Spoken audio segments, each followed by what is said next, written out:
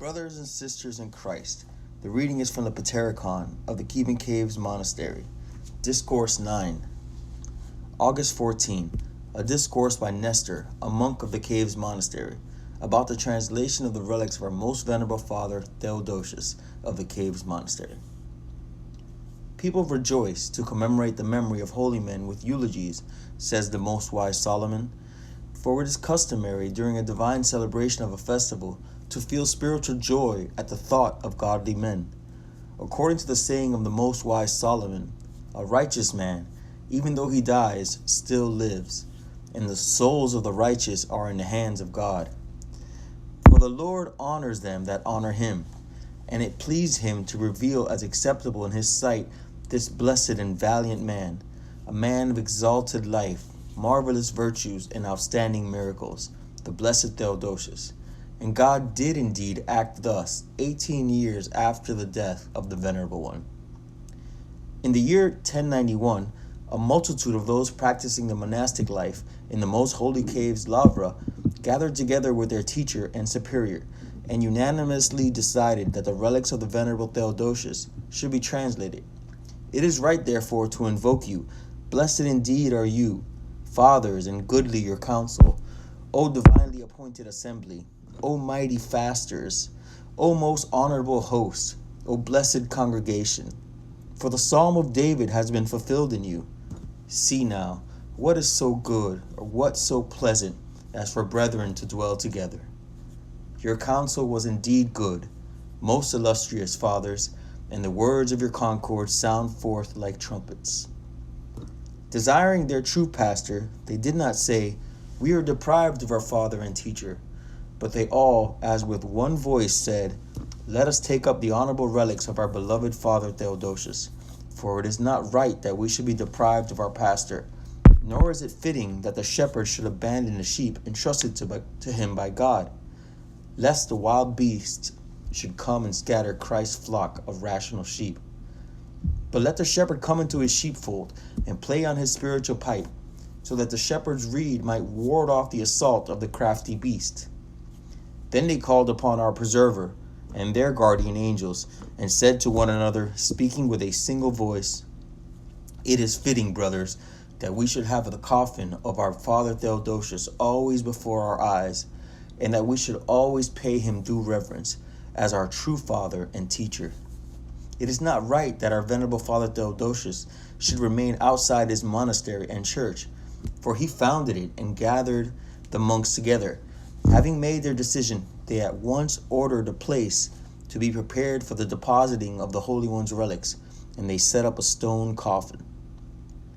The feast day of the dormition of our most holy Lady the Theotokos was drawing near, and 3 days before this festival the superior ordered some of the brethren to go into the cave and mark the place where the relics of our holy father Theodosius lay.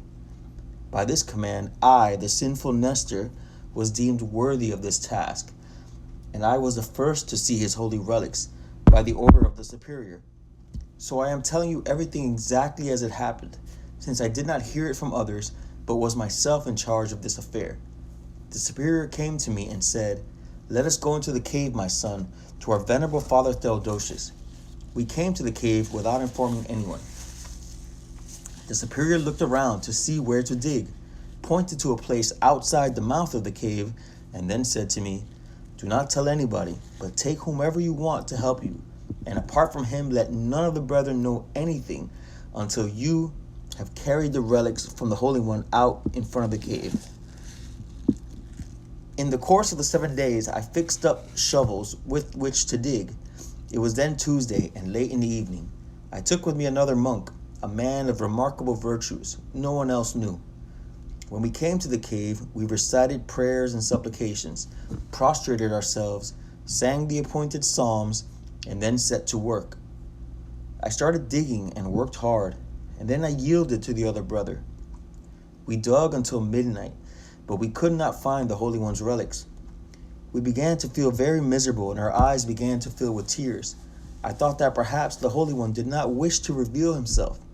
Then another thought came to me, that perhaps we should dig to one side. I took the spade and began to dig diligently. The monk who was with me was standing before the cave, and when he heard the church board being struck for matins, he called out to me that they had struck the board. But I had dug through to just above the relics of the Holy One. And when he told me about the board being struck, I answered, "Brother, I have dug through to them."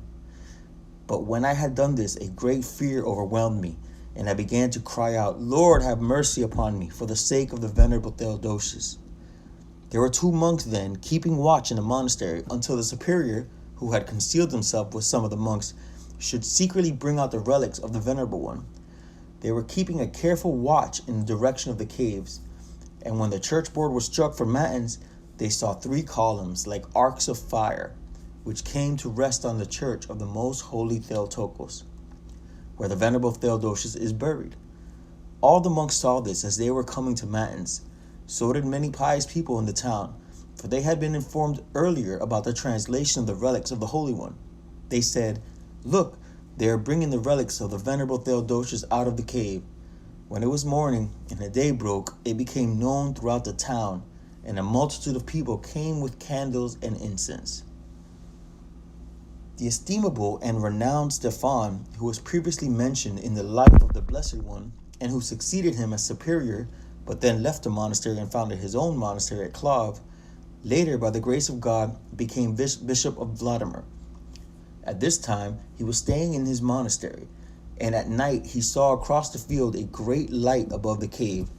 Reckoning that they were bringing out the honorable relics of the most holy Theodosius, for he had been informed about this earlier on the previous day, he was extremely grieved that they should translate the relics without him.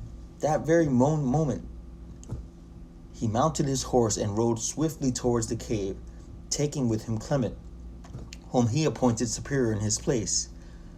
On their way, they saw a great light above the cave, but when they approached it, they saw nothing and realized that it was an angelic light.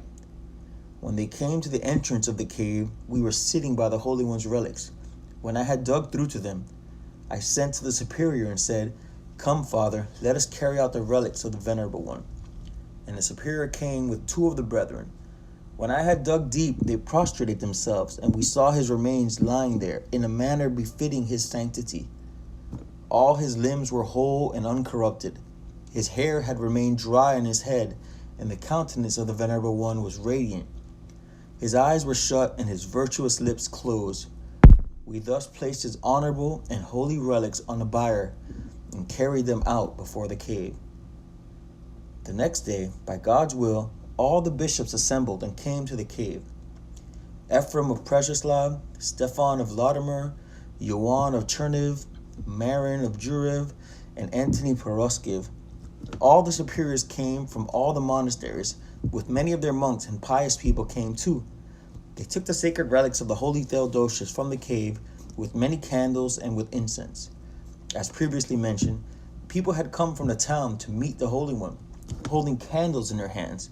They carried him into the most holy God-founded church, and the most holy church rejoiced to receive its servant. What a sight was to be seen in the church! The daylight hidden by the light of the candles, the bishops touching each other as they kissed the Holy One's relics, priests prostrating themselves and kissing themselves,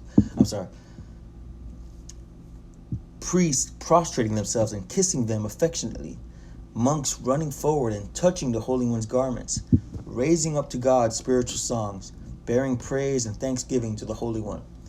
Then they laid him on his own church of the Mother of God, in his own church of the Mother of God, on the right side, on Thursday, August 14, at the first hour of the day, and thus that day solemnly celebrated the festival.